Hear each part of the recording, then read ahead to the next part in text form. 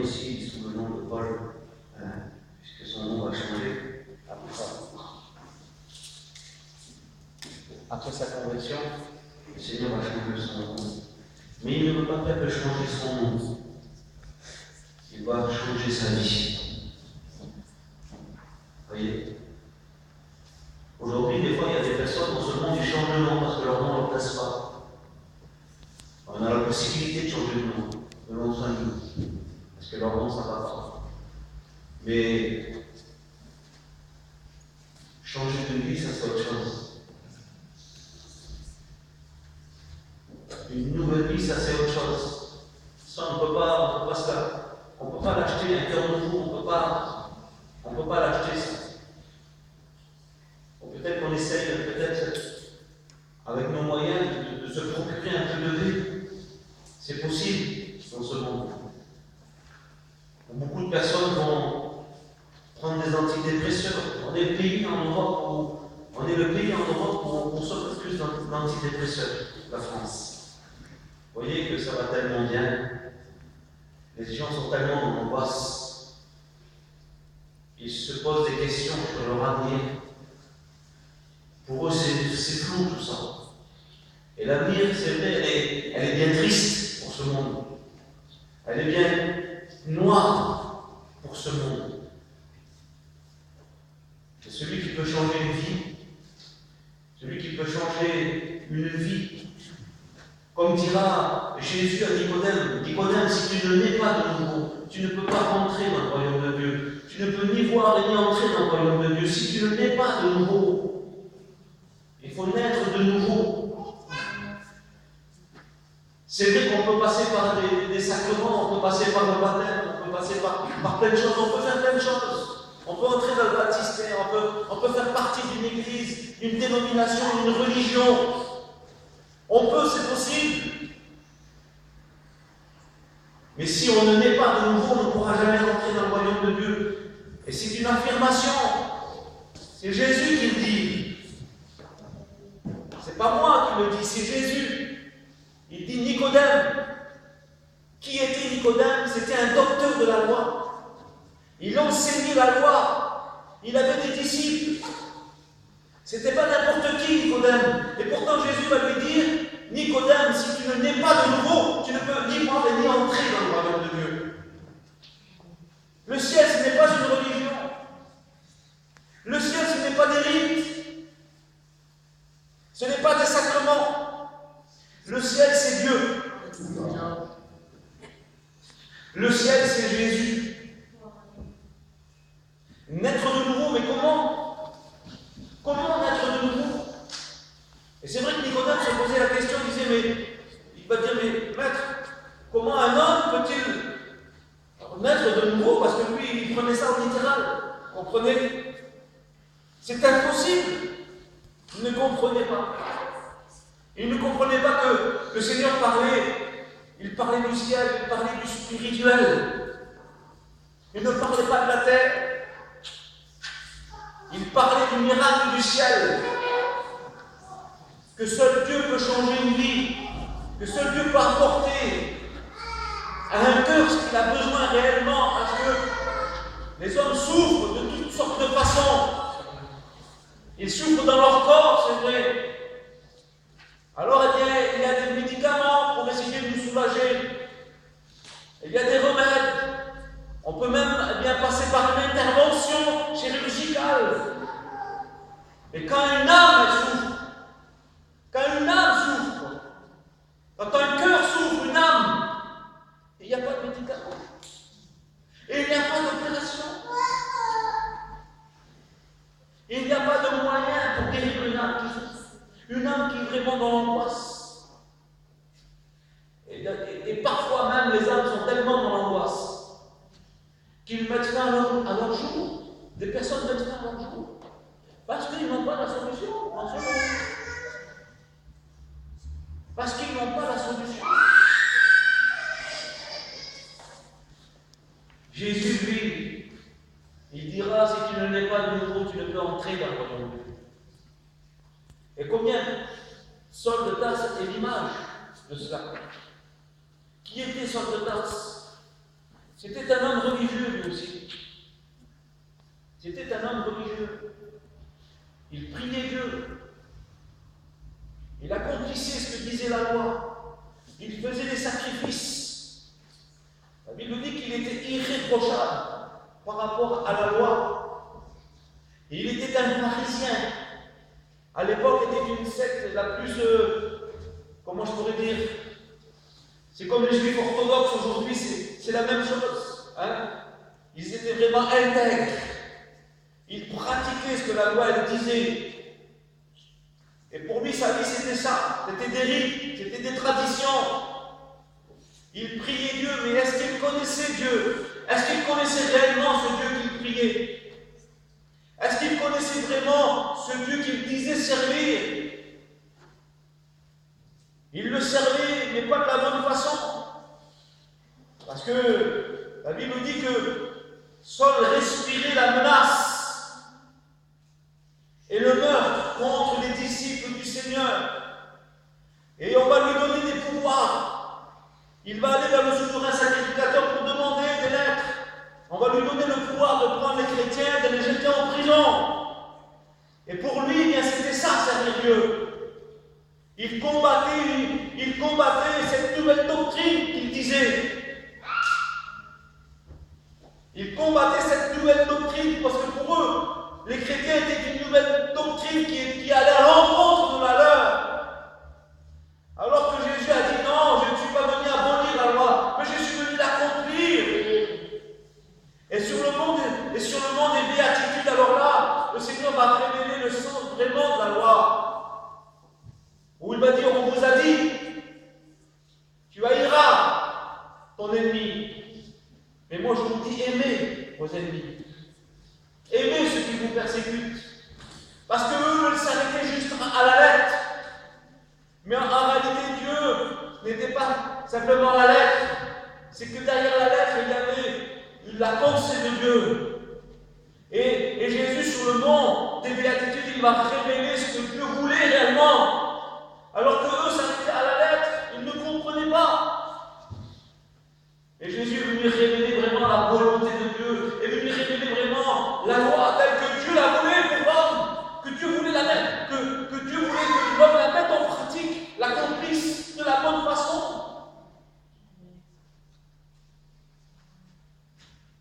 Et Saul, eh bien, il croyait servir Dieu en persécutant les chrétiens. Vous vous rendez pas compte? Qu'est-ce que c'est que la religion? Quelqu'un qui est religieux, qui s'arrête à ses pensées, qui s'arrête à ses idées, à ses convictions.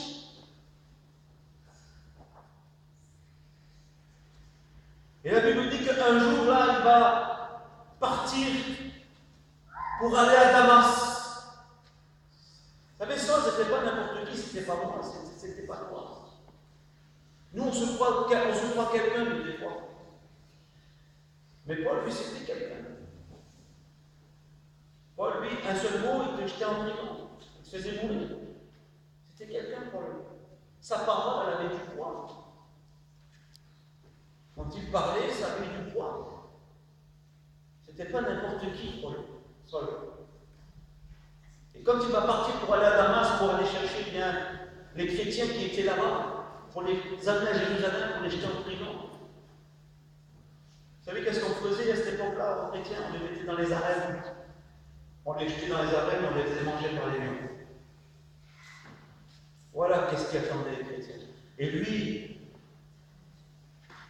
eh bien, il était dans tout ça.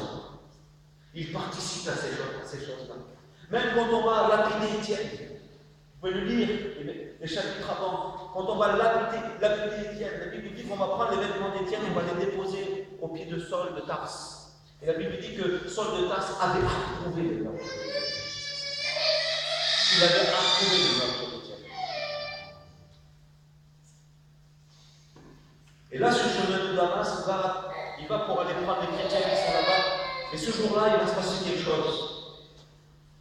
Quelque chose qu'il n'avait pas prévu. Vous savez, on prévoit, on fait des projets. On se fait des projets. On se fait des idées. On veut nos idées se concrétisent, nos rêves se concrétisent. Mais dans cette vie, il y a des imprévus. Et parfois, l'imprévu, c'est Dieu.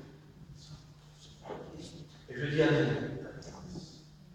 Parce que ce jour-là, l'imprévu de Paul, c'était Dieu.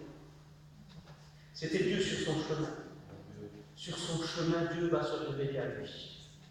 Dieu va se révéler à lui. Et heureusement que Dieu se révèle à son audace. Et peut-être comme Saul, tu es sur ton chemin. Tu avances avec tes idées, tes pensées, avec ce que tu crois être bien et être pas bien. Tu es ton propre Dieu. C'est toi qui juges de toutes choses. Tu te fais des idées de toutes choses, une conception de toutes choses autour de toi. Et tu avances sur ce chemin en te disant c'est le bon chemin. C'est la bonne direction. Et tu crois que, peut-être que tu penses que ce que tu fais est bien. Comme Saul, c'est pareil, il croyait que c'était bien. Son chemin était bien, ce qu'il faisait était bien. Il croyait connaître, mais il ne le connaissait pas. Peut-être que tu crois connaître Dieu, mais tu ne le connais pas. Peut-être même ça t'arrive à le prier, mais tu pries un Dieu que tu ne connais pas. Parce que connaître Dieu, la Bible dit que vous connaîtrez la vérité, et la vérité vous affranchira. Tu crois connaître Dieu, mais tu vis toujours dans ton péché. Connaître Dieu, ce n'est pas vivre dans le péché. Tu crois connaître Dieu, mais tu as toujours des passions dans ta vie. Tu crois connaître Dieu, mais tu es toujours perdu.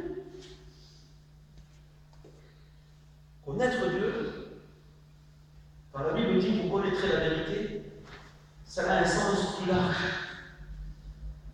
Quand la Bible elle parle de connaître, elle parle de vivre. Connaître, c'est vivre.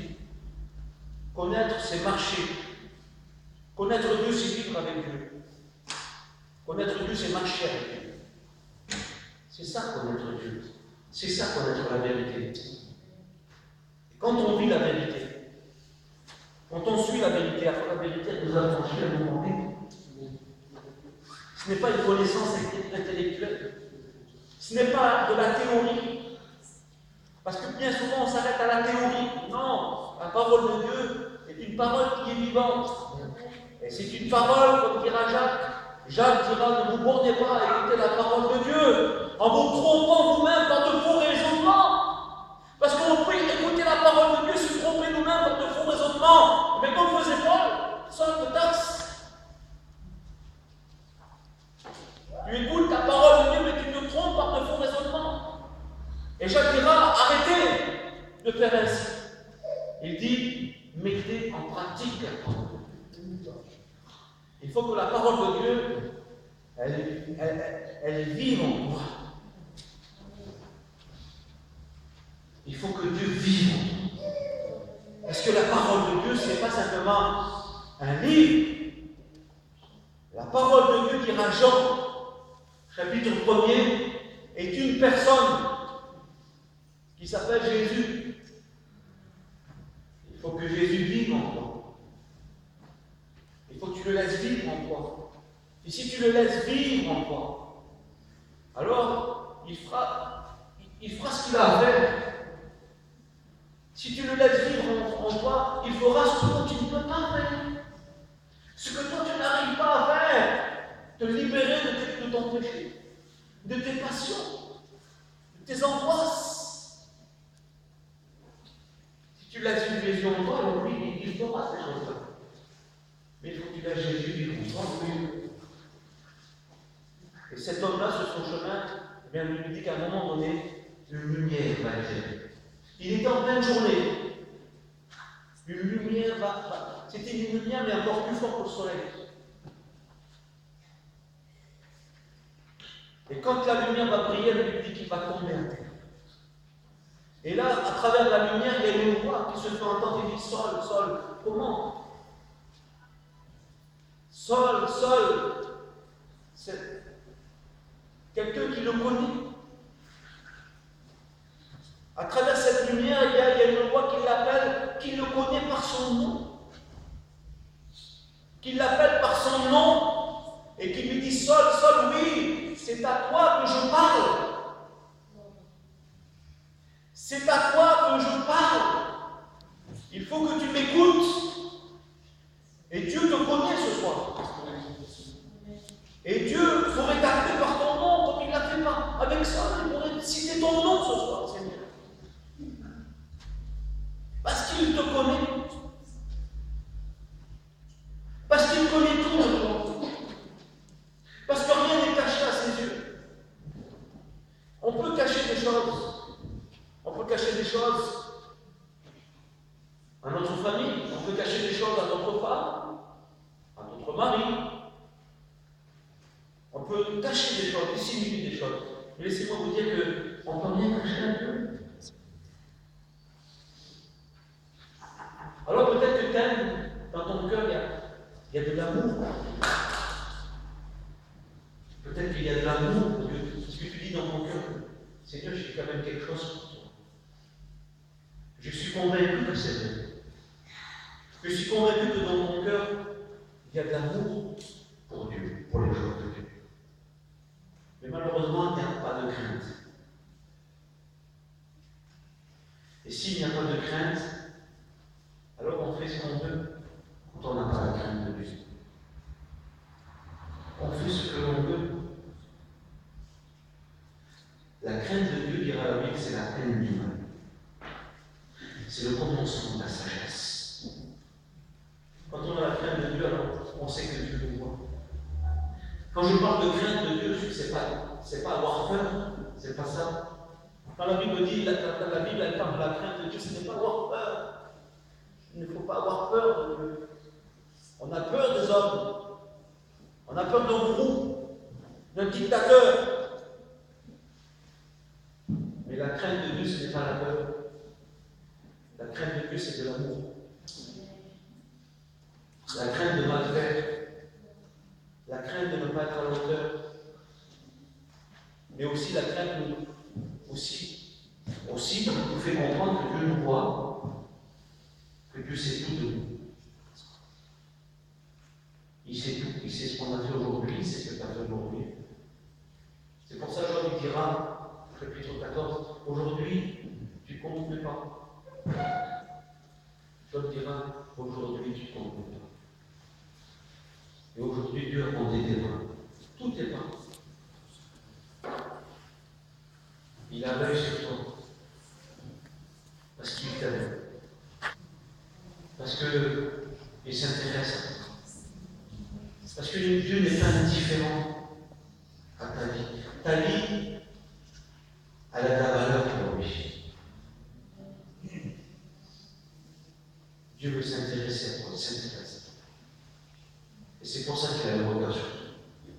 Parce qu'il t'aime. Comme il a eu le regard sur soi. Saul, cette lumière est venue pour l'éclairer. Et cette lumière, c'est la parole de Dieu qui t'éclaire ce soir. Ce soir, la lumière, c'est la parole qui vient t'éclairer. La parole qui est annoncée ce soir, elle vient t'éclairer. Elle vient éclairer ton cœur. Elle vient éclairer l'intérieur de ta vie. L'intérieur de ton âme. Elle vient révéler les choses en toi. Elle découvre les choses en toi. Et puis, Saul va dire, mais qui es-tu, Seigneur?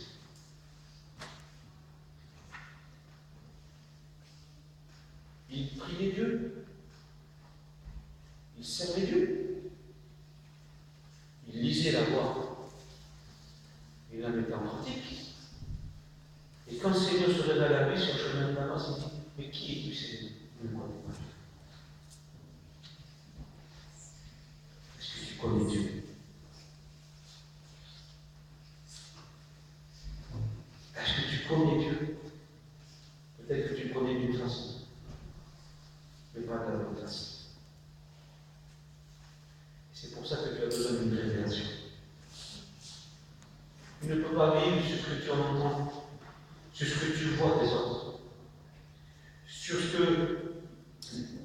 que les autres vivent.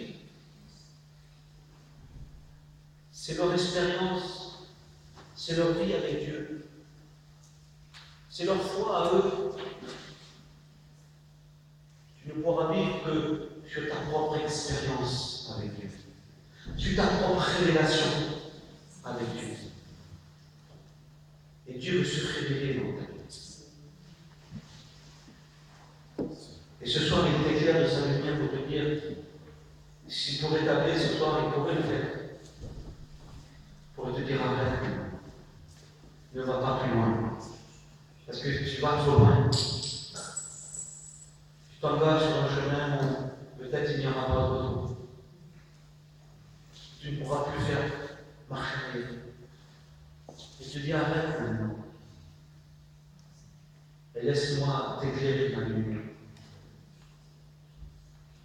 Laisse-moi te parler.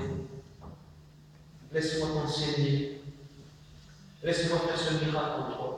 Ce que toi tu ne peux pas faire, changer ta vie, tu ne peux pas. Naître de nouveau, tu ne peux pas, mais moi, je peux le faire, te dit Dieu ce soir. Je peux faire de toi une nouvelle création, une nouvelle créature. Et la Bible dit que là, il va dire, mais Seigneur, que veux-tu que je fasse? Il va dire, tu vas dans cette ville, et là on te dira ce que tu dois faire. Et dans cette ville, il y avait un homme, c'était un serviteur de Dieu, il s'appelait Ananias. C'était un disciple du Seigneur. Et Dieu va parler à cet homme-là. Il va dire, tu vas aller dans cette maison. Dans cette maison, il y a un homme qui s'appelle comme ça. Et quand Ananias va attendre le nom de Saul, il va dire, mais Seigneur, tu ne sais pas qui c'est, Saul. Tu veux m'envoyer vers cet homme, mais il jetait des chrétiens en prison. Tu ne sais pas qui c'est, il avait un nom, Saul, c'était quelqu'un. Jésus va dire, cet homme est un instrument que j'ai choisi pour porter mon nom devant les nations, devant les rois. Alors c'est difficile à comprendre pour Ananias. Cet homme-là, Seigneur, tu vas en faire un serviteur de Dieu, quelqu'un qui va prêcher ta parole, mais c'est impossible. C'est peut-être impossible pour nous. Mais pour que tout est possible. Tout est possible. C'est Dieu qui change de vie. Et la Bible dit que là, pendant 3 jours, ce retard va être dans une pièce. Il va ni manger, ni boire pendant 3 jours. Et pendant 3 jours, cet homme-là va réfléchir, va se sonder dans sa vie, va regarder dans sa vie, à tout ce qu'il avait fait. Je pense que les choses vont remonter. Le Saint-Esprit va travailler son cœur, les choses vont remonter. Les choses vont remonter, il va réfléchir. Et combien, pendant ces 3 jours, il a dû demander pardon à Dieu pour son péché. Il a demandé pardon à Dieu pour tout ce qu'il avait fait, pour son péché, pour toutes les fautes qu'il avait commises. Et pendant 3 jours, et je pense qu'il a dû pleurer sur lui-même. Il s'est repenti. Il a demandé pardon à Dieu. Vous savez, il n'y a pas de ciel sans repentance. Il n'y a pas de ciel sans repentance.